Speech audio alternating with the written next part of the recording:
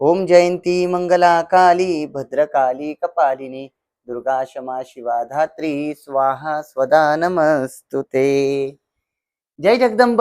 नमो आदेश. मी तनुताई पुणेकर आपल्या सर्वांचं सहर्ष स्वागत करते. सहर्ष स्वागत व सर्वांचे हार्दिक अभिनंदन सुद्धा. आज आपण खूप महत्वाचा विषय, त्याचबरोबर प्रत्येक शाक्तपंथीय भक्तांना आवडणारा व प्रिय असणारा जो काही दिवस व ह्या दिवसांची प्रत्येक शाक्तपंथी वाट पाहतात त्या दिवसांविषयी आज आपण माहिती घेणार आहोत. आणि ती माहिती काय हे सर्वांनी शेवटपर्यंत व्हिडिओ पहा, म्हणजे तुम्हाला सर्वांना कळेल. प्रत्येक शाक्तपंथीय म्हणजे प्रत्येक दैवी उपासक, म्हणजे जो देवीची सेवा करतो, देवीची भक्ती करतो, देवीची आराधना करतो, 3.5 शक्तिपीठापर्यंत 51 शक्तिपीठापर्यंत जो भक्ती करतो, त्याचबरोबर दशमहाविद्येची साधना करतो, अशा प्रत्येक उपासकांना ज्या दिवसाची आतुरता असते, ज्या दिवसाची वाट पाहतात, त्या दिवसाविषयी आज आपण माहिती घेणार आहोत. आता तो दिवस म्हणजे कोणता? तर सर्वांना माहिती आहे की आपल्या एका वर्षामध्ये 4 नवरात्री येतात. 4 नवरात्री मधले 2 प्रकट नवरात्री आहेत आणि 2 गुप्त नवरात्री आहेत. आता ह्या गुप्त नवरात्री प्रत्येक भाविक भक्त करतो असं नाही, पण जो शाक्तपंथीय आहे, देवी उपासक आहे, त्याला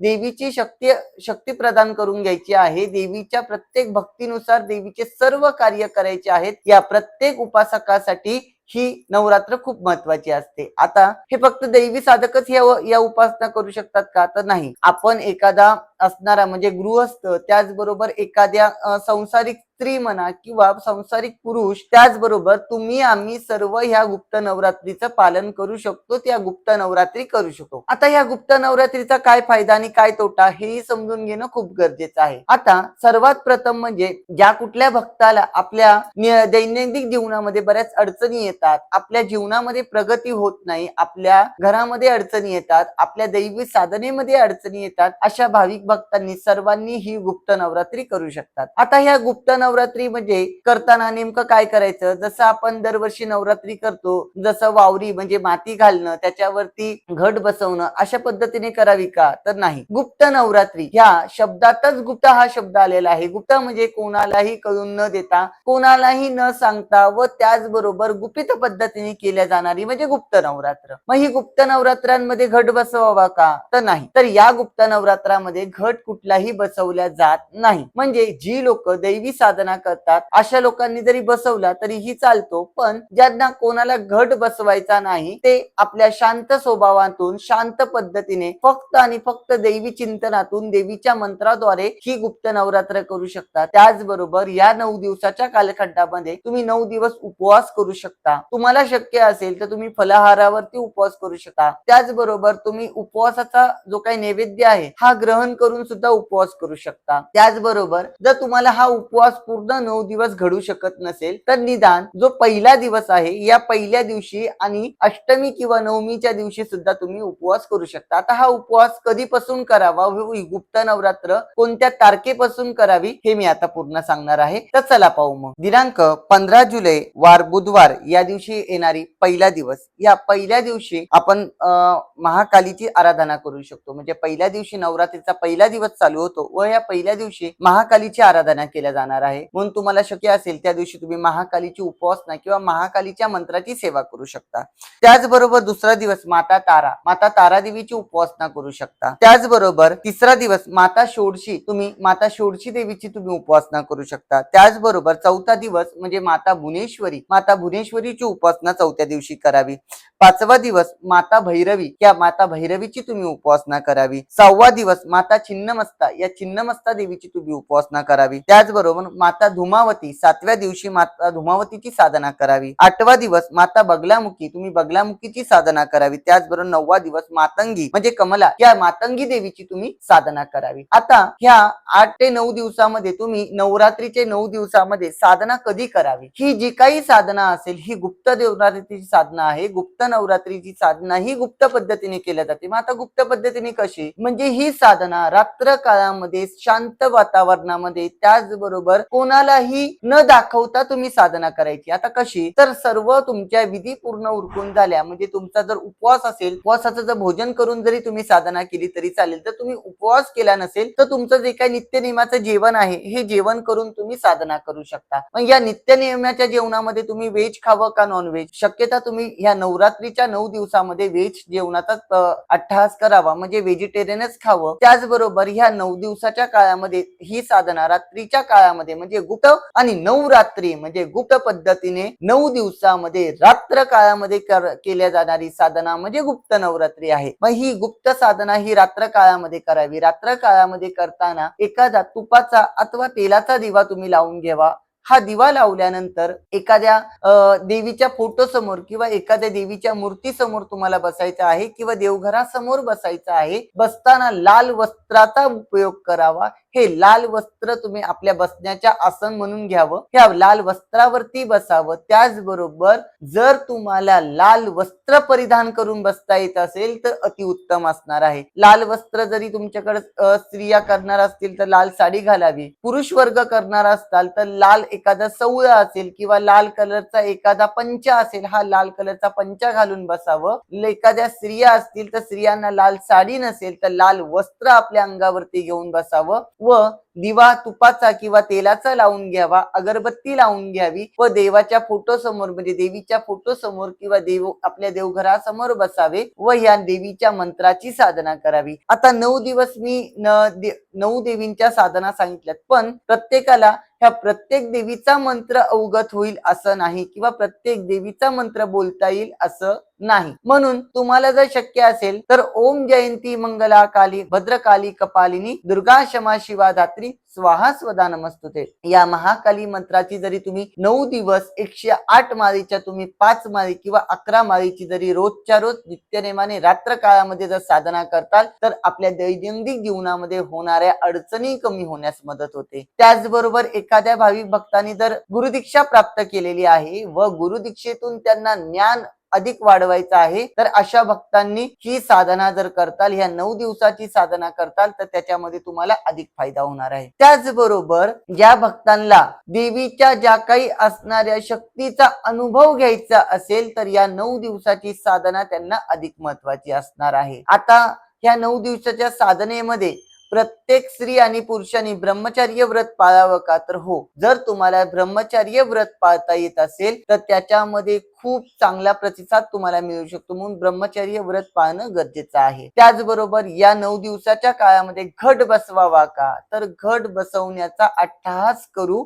नये. जर तुम्हाला घट बसवायचाच असेल तर एखादा तांब्याचा कलश घ्यावा. या कलशाच्या खाली आपल्या तांदळाची किंवा गव्हाची रास अंतरावी. त्याच्यामध्ये लवंगा गरजेच्या आहेत. लवंगा खाली टाकाव्यात. ह्या लवंगा 11, 21, 51, 108 या पद्धतीने लवंगा ठेवाव्यात. त्याच्यावरती गहू किंवा तांदूळ ठेवावेत व त्याच्यावरती एखादं तांब्याची जी काही असणारी घागर किंवा कळशी ही ठेवावी. त्याच्यामध्ये पाणी भरावं. त्या पाणी भरल्यानंतर त्याच्यामध्ये 1 लवंग, 1 रुपयाचं नाणं, 1 सुपारी व 1 गुलाबाचं फूल व हळदी कुंकू टाकून त्याच्यावरती नारळ ठेवायचा. आता नारळ कुठला ठेवायचा? तर जो शाळाचा नारळ असतो या शाळाचा नारळाचा वापर करायचा आहे. शाळाचा नारळ पूर्णत्व स्वच्छ धुवून घ्यावा. त्याच्यावरती स्वस्तिक काढावे व शाळाचा नारळ हा आडव्या पद्धतीने तुम्हाला ठेवायचा आहे. आडवा म्हणजे त्याची शेंडी तुमच्याकडे असावी अशा पद्धतीने आडवा ठेवायचा आहे. त्याला तुम्ही नागिनीची किंवा आंब्याची पाने लावावीत व आडव्या ठेवून त्याच्यावरती लाल कलरची चुंदरी किंवा लाल कलरची साडी अंतरावी. लाल बांगड्या अंतराव्यात.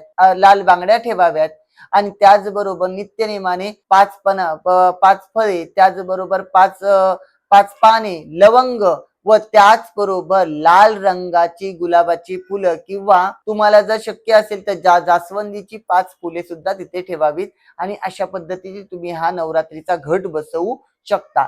आता या नवरात्रीच्या घटामध्ये दिनांक 21 जुलै 2026 वार मंगळवार या दिवशी येणार आहे ती म्हणजे दुर्गाष्टमी. या दुर्गाष्टमीच्या दिवशी या 8व्या दिवशी तुम्हाला जर शक्य असेल, तुम्ही स्वतः जर करू शकत असताल तर देवी हवन करावा. जर तुम्हाला शक्य नसेल तर आपल्या घराजवळ किंवा आपल्या ओळखीचे जे कोणी पुरोहित असतील किंवा ब्राह्मण असतील या ब्राह्मणांच्या हातून तुम्ही देवीच्या मंत्रांची आहुती देऊन हवन विधी करावी. जर तुम्ही स्वतः करणार असताल तर नरवार्य मंत्र, त्याचबरोबर महाकाली मंत्र, कुलदेवतेचा मंत्र, ग्रामदेवतेचा मंत्र व इष्टदेवतेच्या मंत्रांवर पायावरती तुम्ही हवन जरी करताल तर या नवरात्रीचा तुमचा हवन पूर्णत्व झाल्यासारखं आहे. या हवनाच्याच दिवशी हवन झाल्यानंतर कुमारिका मुलींना भोजनास बोलवावे. आता कुमारिकेने मुली म्हणजे ज्यांना मासिक धर्म येत नाही अशा मुलींना बोलवावे. आता 9 मुली लागतात पण आपल्याला 9 मुली मिळतील असं नाही, तर 1 किंवा 2 मुली जरी मिळाल्या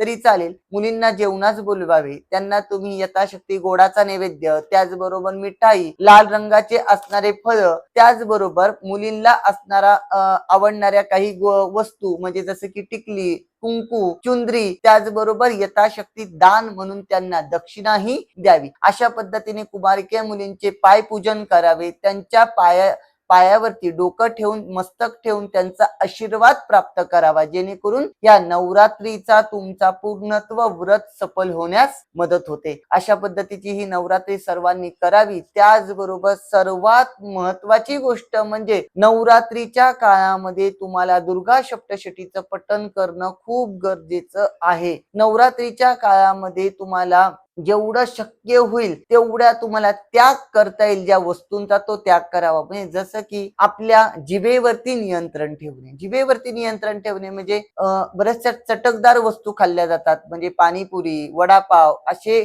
ज्या काही गोष्टी आहेत त्या गोष्टी थोड्याशा टाळाव्यात. त्याचबरोबर फास्ट फूड म्हणजे आपण बऱ्याचशा बाहेर गेल्यानंतर नूडल्स वगैरे ह्या खातो, ह्या कमी कराव्यात. जेवढं सात्विक आहार खाता येईल तेवढा सात्विक आहार खाणं खूप गरजेचं आहे. सात्विक आहार घ्या. जर तुम्हाला फलाहार वरती उपवास करता येईल तर फलाहार घ्या. उपवास नाही शक्य तर सात्विक आहार खा.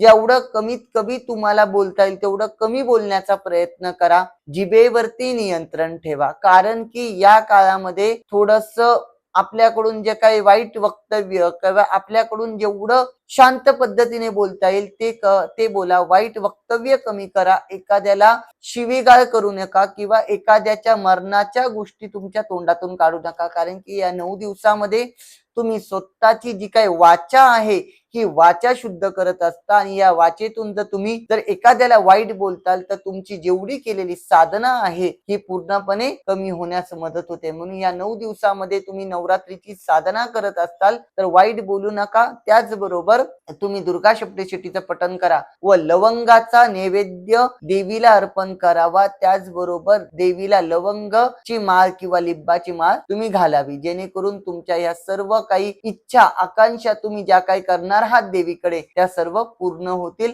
व तुमच्या ज्या काही साधना आहेत त्या सर्व व्यवस्थित होतील, आणि घरामध्ये सुख, शांती, समृद्धी ही तुम्ही देवीकडे मागून घरामध्ये सुख शांती सुद्धा मागू शकता. तर अशाच पद्धतीने माझा हा जर भाग आवडला असेल तर सर्वांनी मला लाईक करा, सबस्क्राईब करा. त्याचबरोबर ज्यांना नवरात्रीच्या काळामध्ये महाकालीची मुंडमाळ धारण करायची आहे, महाकालीची जर तुम्हाला साधना करायची आहे व महाकालीची तुम्हाला जर मंत्र उच्चारण जर करून घ्यायचं आहे, मंत्राची दीक्षा घ्यायची असेल तर अशा भक्तांनी मुंडमाळीची दीक्षेसाठी आपल्याला कॉल करू शकता. मग यामध्ये तुम्हाला मुंडमाळीची दीक्षा दिल्या जाईल, महाकालीची दीक्षा दिल्या जाईल, महाकालीचा मंत्र दिला जाईल. याची पूर्णत्व दक्षिणा ही 11,000 रुपये असणार आहे. तुम्हाला महाकालीची माळ परिधान करून तुम्हाला महाकालीची मंत्र साधना ही दिल्या जाणार आहे. म्हणून ज्यांना कोणाला नवरात्री काळामध्ये जर महाकालीची मुंडमाळीची जर तुम्हाला मंत्राची दीक्षा घ्यायची असेल तर ही विधी फक्त आणि फक्त 1 तासाभराची असणार आहे. ज्यांना कोणाला घ्यायची असेल त्यांना आपला नंबर आहे 9322161699 9322161699 या नंबरवरती कॉल करून तुम्ही आमच्याकडून ही मुंडमाळ घेऊ शकता व महाकालीचा मंत्र घेऊ शकता. त्याचबरोबर ज्यांना कोणाला काही अडचणी असतील, ज्यांना कोणाला काही प्रॉब्लेम्स असतील, त्यासाठी रविवारचा वार आहे, रविवारच्या वारी आपल्या गादीवरती येऊ शकता आपल्या नंबरवरती कॉल करून. तर सर्वांना जय जगदंब, नमो आदेश. सर्वांनी लाईक करा, सबस्क्राईब करा. त्याचबरोबर देवीची साधना करत राहा व अशाच देवीचा नाममंत्राची साधना करा, जेणेकरून आपल्या आयुष्यामध्ये सुख समृद्धी नांदेल. सर्वांना जय जगदंब, नमो आदेश. सगळ्यांनी आनंदी राहा.